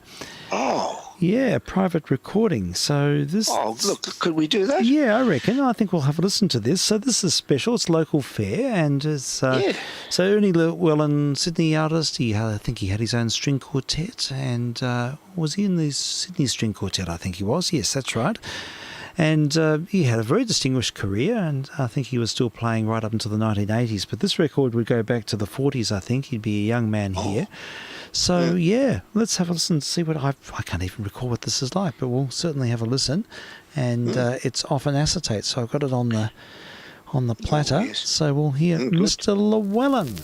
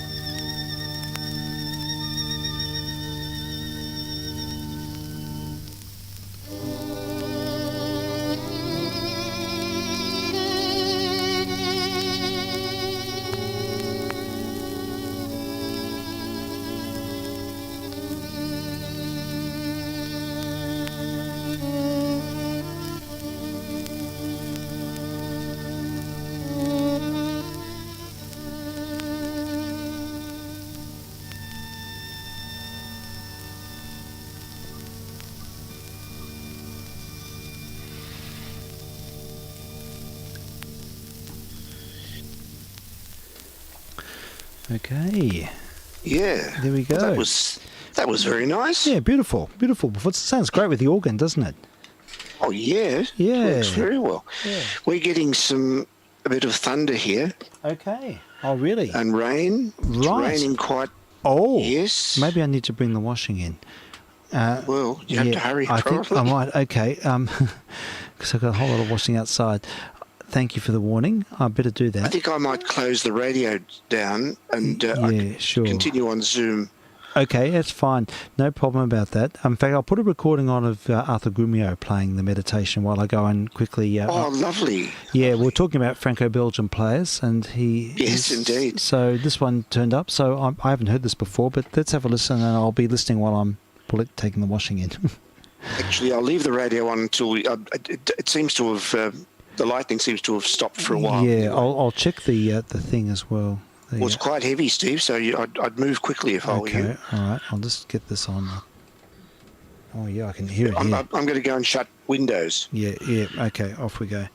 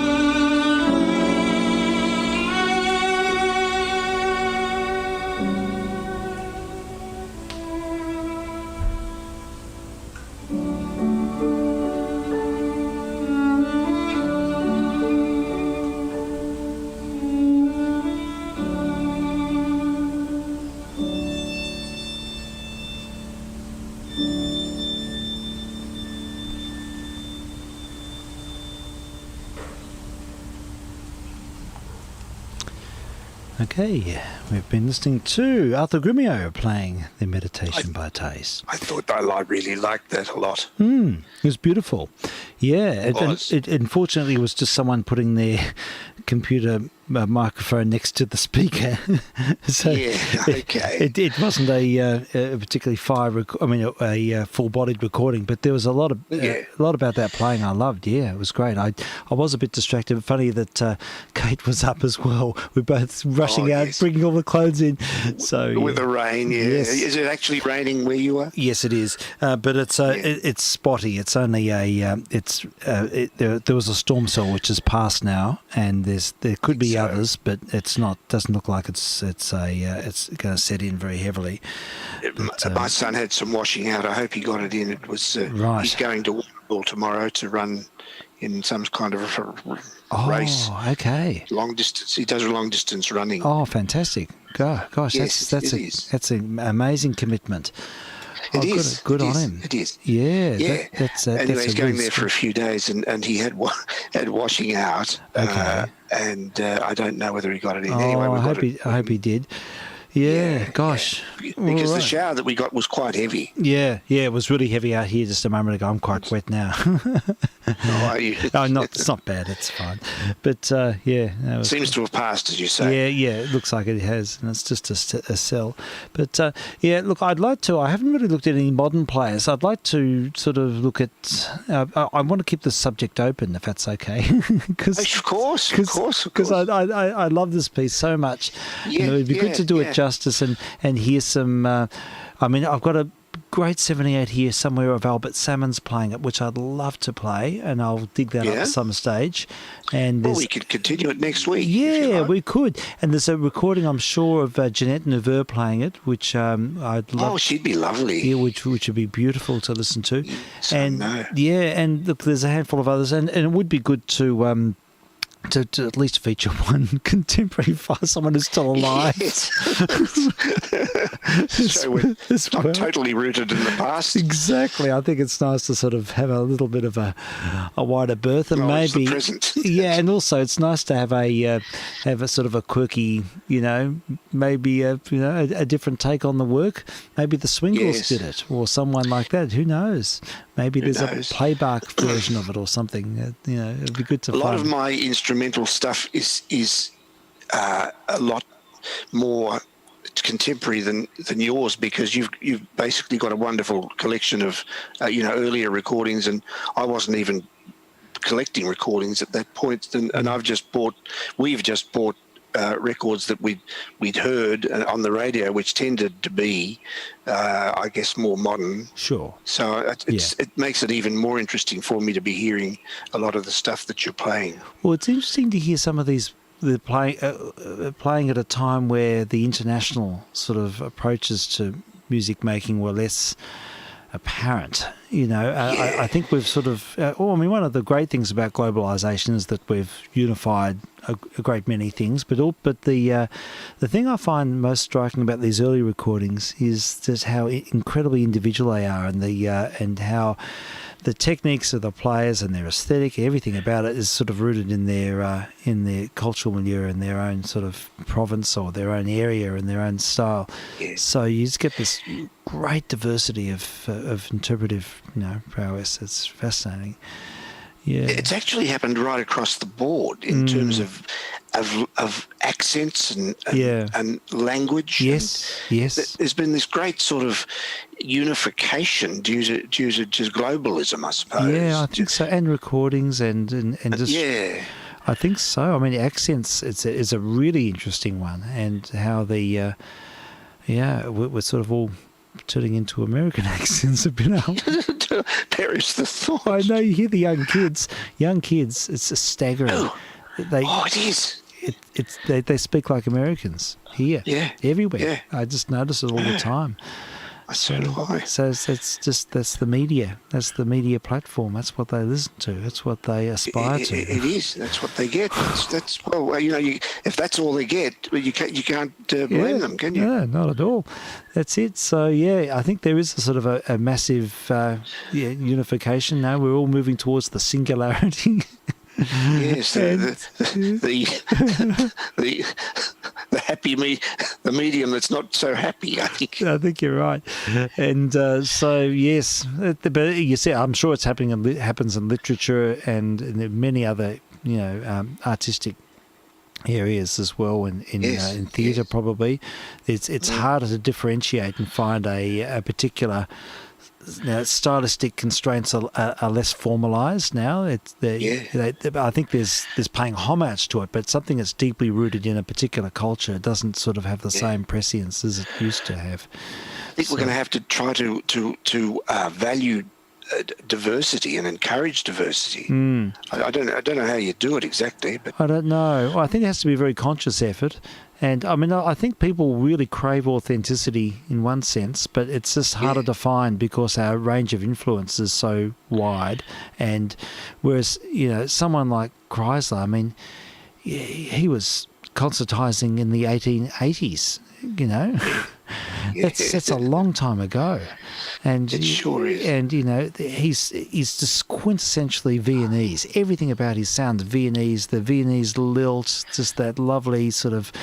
There are all sorts of Viennese flavours in his playing, but it'd be almost impossible to emulate that now. In Vienna, you hear it with Andre Rieu and people like that, but it's not the same. It's just not at all. It's artificial. It sounds artificial. It doesn't have that sort of. It's like saccharin versus sugar. It is. It's so true. It is. It hasn't got that homespun feel, that sense of coming from the earth or from the folk traditions or from the deeper sort of provincial influences that. So that subject just fascinates me no end, and it's really evident on all these recordings. You just hear them that they are very sort of constrained to a time and place in one sense, but beautifully. What you're getting now, I find in instrumental music anyway, a lot is showiness and brilliance of technical brilliance, absolutely faultless playing, and what they're doing, and I think this is part of the driver for it, is that they are playing ridiculously fast to show they can. Yeah. That's it. I think so. See, piano. Yeah, look, you hear it all the time. I think you're right. With sometimes I think things just sound too easy. No. I mean, it just sounds too easy. It just sounds like it's the performances are almost flippant because technique has improved so much since the early days. I mean, modern playing technique. I mean, they've just refined things to such an extent that sure, you get your super virtuosos from like Heifetz and all those players years ago. They a lot of them had incredible techniques, but it's universally, I think the technique is, and orchestral standards have gone up through the roof. They're just so much higher than they were, but the shortcoming is that they're. It just sounds a bit shallow, a bit superficial, a bit too easy, maybe in some respects. And it's a bit homogenised. I think it can be a bit. I mean, there are many exceptions, and there are some beautiful, of course, and wonderful orchestral sounds, and hearing a really well crafted orchestra is one of the great wonders of. It's just incredible. So I don't want to disparage that sort of thing. No. But no, not at all. But I'm really thinking, I guess, a few particular people that I've got in mind. But I know that I like. No, I know exactly what you're saying. Yeah. There's a violinist whom I think is very good, and I've got a lot of some of her recordings, called Julia Fischer. Oh yes, I've heard of her. Yeah, she's technically quite brilliant, but I think she also has a lot of fire and flair and emotion. A lot of soul in her playing. Oh, that's great. Definitely. Yeah, that's tremendous. Yeah, well, look, it's important to sort of recognise those qualities, I think, and sort of address them rather than virtuosity for virtuosity's sake. And recordings have a lot to answer for, because that's really what's done it, because that's created a standard. Yes. And editing, and since we've been able to edit and it's really taken risk-taking off the. People just don't take those sort of risks anymore. So one reason that live playing has a big place, doesn't it? Yeah, absolutely. I think so. I mean, one of the great things about the Classic FM was that in recent times they did play a lot of live live concerts in the evenings. And so that's a great initiative, I think, rather than recordings. Well, they always have, really. They've made, as you say, a special feature of it after the COVID. They usually do, the big festivals like the Townsville Festival, and which I'd love to go to one day. Yeah, it'd be great, wouldn't it? It would. They're very well I have a friend at my exercise class who goes every year. She's in her 80s. Oh, wow. And Great. and of course she couldn't go this year. She's a most interesting lady. She teaches. She is a music teacher, a piano teacher. Yeah. But she's teaching. She teaches, or she did teach. The last thing she taught was modern, encouraging people to engage with modern composers. Okay, great. Wow. It is. Oh, that's fantastic. I think it's really important. I take my hat off to anyone who's doing that. Oh, good for her. So she goes up to Townsville every year, does she? She has been, yes. Wow. She and her husband. Her husband's in his 90s. He's a sculptor. Oh my gosh, what interesting people! Fantastic. Oh, that's really good, because that's a great chamber music festival up there in Townsville. Yes. Oh, it must be. Have you ever been? I've never been to that one. I've been to the Melbourne Chamber Music Festival quite a bit. Well, early days, I used to go to all of the concerts and things, particularly when I was in the 80s and 90s. Yeah. Yes. I think festivals are particularly good because you can really sort of immerse yourself in a particular genre, I think. Yes, that's right. I think that's really good. And the competitions are good too. I would be. I want to go to the Wangaratta Jazz Festival as well. Oh, that'd be good. Yeah. Well, I have a couple of mates who will go and want to go. Yep. So maybe next year. Oh, I hope you do. Apparently, it's a great fest. It's tremendous. It is. Yeah. Yes, but I do really think the immersion experience is really worthwhile. I think that it's just sort of really getting into the. I remember when they used to have those. They had a chamber music festival in Melbourne every couple of years, and I used to religiously follow it and go to all the concerts and follow the artists like a groupie. Why not? It was great. You really get into the spirit of it. You get to know the works because you're hearing them a lot, and it's that type of immersion really fine-tunes your perceptions, and I think that's really worthwhile. That's a great thing to do. Is. So there certainly are options. I'm looking forward to when Henry's sort of in the orbit of the con, and there'll be lots of opportunities to go to concerts, and we'll hear about them more readily. And now that my children are getting older, I'll be able to start going to concerts again. You will. So that's something I do look forward to. So that's good if I'm not paying off bloody hot water services. $2,000. $2,000. Oh no! Oh God! Unbelievable. Anyhow, that's another subject. But yes, that's terrible. Yeah. Just when it's so unexpected, and I know. As you say, just because you didn't turn the gas, I know, just because I turned the wrong bloody tap off, and then the thing wouldn't light. And of course they come in and say, "No, it's finished. It won't work. Yeah. Get a new one." And then you put it on the spot, and you have to make a decision because they're there. And you need hot water now. Yeah, that's right. And I was at work and I was communicating on the phone. And they said, "Well, we can do it now, but $2,000, thank you." They've got you over the proverbial barrel. They do. They do. And they know it. I know.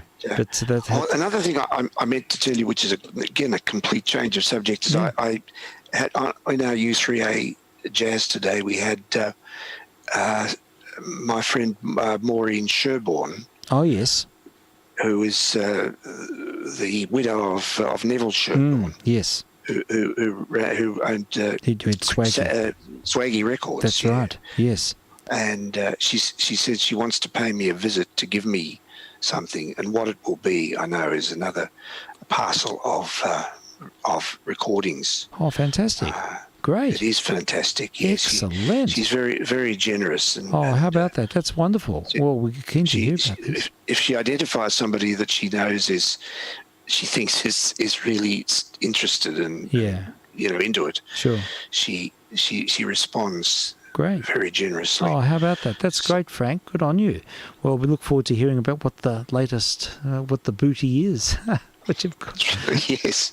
Well, I've got a lot of Graham Bell and such from her. Yes.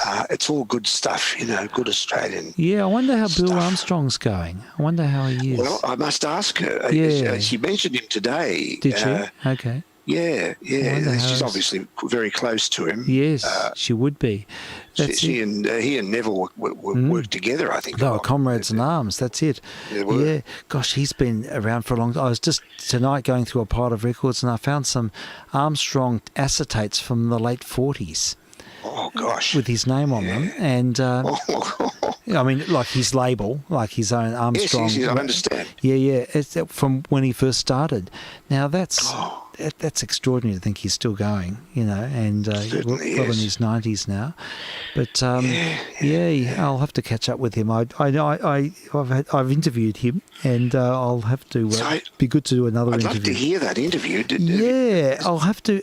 Unfortunately, he had a loud air conditioner going on in the building. Oh, what a shame! Which means I wouldn't be able to put it to air at any point because it'd be really hard to hear. But as an audio file, it's okay. And I was mainly asking him about Bayer and his association or his early days and the way he recorded things and the mics he used and just the sort of settings and how he got started and how he sort of found his way, because he had a really signature sound. He had a great ear for capturing an ensemble. Those sort of recordings sound terrific. They're really immediate, I think. And so he had a few great stories. Showed me his mic locker. his microphones. Yeah. And he was after sorry, go on. Yeah. No, go ahead. No, he was after a Bayer Mark 1. And was he?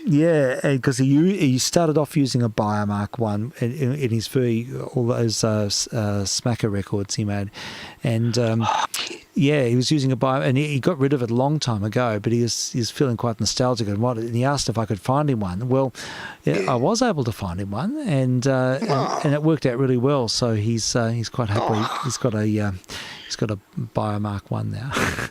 Oh, that's terrific. That's good. Really good.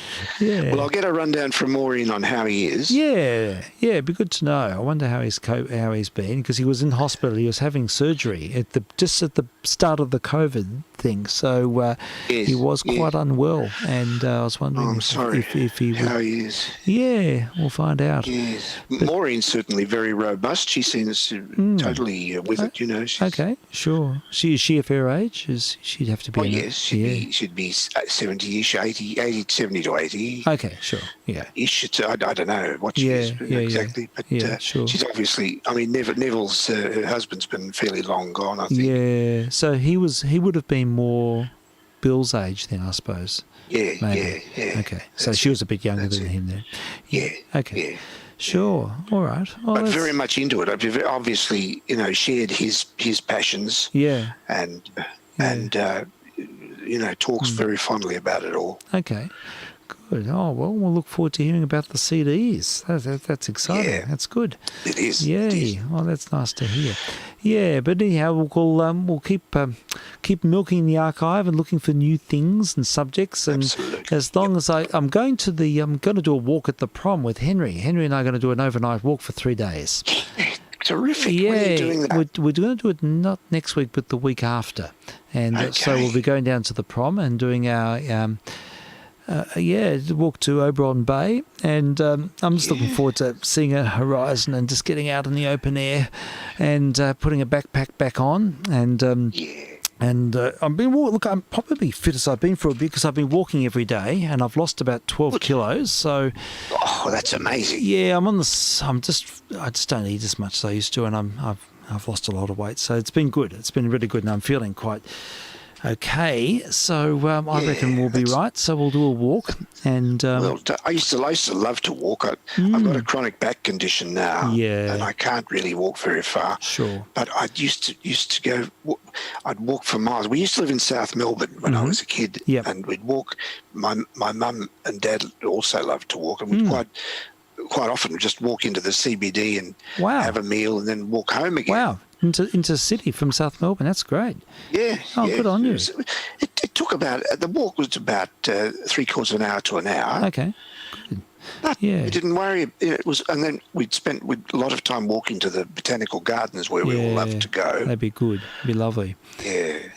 Anyway, but you've been getting out a bit during COVID times, haven't you? You've been. Oh yes, I'm doing short walks, and I need for my own mental health. I need to get out. Yes. But a lot of it is just walking to a particular seat in our park and staying there for a while. Okay. Then walking back. That's fine. That's good. And important. And then I go to an exercise class once a week. Good on you. That's important too. Yeah, I think. And how is your back? Because you're having that. I think was it a TENS unit or something that you're using for? Yeah, I've got a TENS unit. Yeah. That's good. It helps. It's certainly. I think what it does is to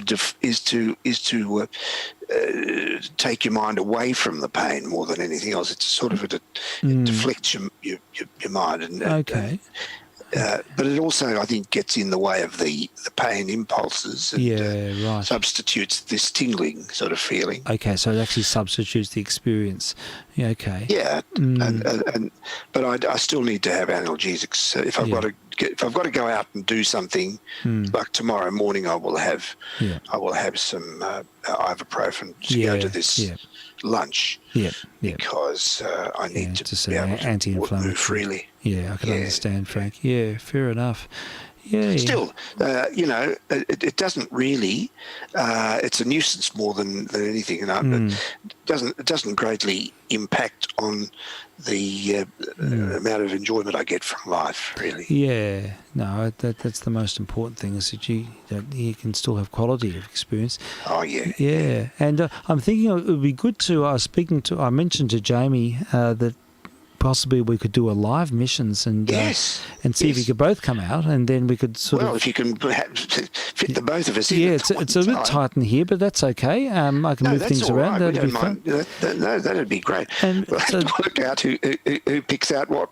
Yeah, well, I'll let Jamie can find make up a list, and we can play records direct to air, and it would be it'd be good fun to do it that way and just have a real live experience. So while the mitters are holding up and systems are working, well, Jamie mentioned it to me, and you mentioned it to me. Yeah, so look, we'll definitely do that. I'm still not sure how the rest of this month's going to pan out because I'll be at the prom for a few days. That's in 2 weeks. Yeah. But then I think the following week, I have a feeling that we may try and go down to Inverloch. So we haven't organised it yet, but so everything's sort of in the air. So Jamie, if you're listening, it's definitely on the cards. It's just we still haven't. Probably in the next week I'll have a better idea of how the rest of the month's going to pan out. And in January we're going to be away a fair bit. Doing different things. And the Deal Island trip's back on, so that's going to happen. Yes, I understand. So that'll be in January. So there's a few things happening. Yeah, but anyhow, next week should be fine. We'll I'm happy to. We can put this theme on hold, and if you think up something else during the week, just let me know, and we can just go with that, and then come back to this one at some point, and then I can just do a bit of quiet research behind the scenes, and we can see how we go. Oh, yeah, well, I'll certainly have no trouble in thinking up something else. Oh, I'm sure you won't, Frank. I'm sure you have no trouble. I tell you what else I found, something this week which will interest you, and I can probably wrap up because it is after 2, and you've got to start in the morning, and I better get to bed. Yeah, and I've got to. I'm feeling pretty tired actually. You know that sort of groggy feeling when it's a long day for you, Steve. I was rehearsing at 7:15 this morning. Oh, God. So just as well you had that very short sleep. Actually, I've got a cello choir, and we're doing the Vivaldi double concerto, and I've got some really advanced players, and it sounds fantastic. It's such a great piece of music. It's wonderful. It is. Yeah, yes. The double cello concerto. So we're powering away with that early morning. Now what I had here, if I can find my history file, is a recording of excuse me while I'm looking there. Here it is, Marian Anderson.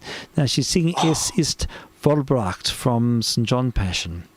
Oh, yes. So I think this might be a nice one to finish up. We had a sort of a Bach Passion program last Yeah, we week. did. We did. Yeah, so this Oh, could that'd be be superb. this would be good, and so I'd like to hear her sing this, and I sampled it and it just sounded amazing. So I reckon we'll finish up with Marian Anderson tonight, Yes.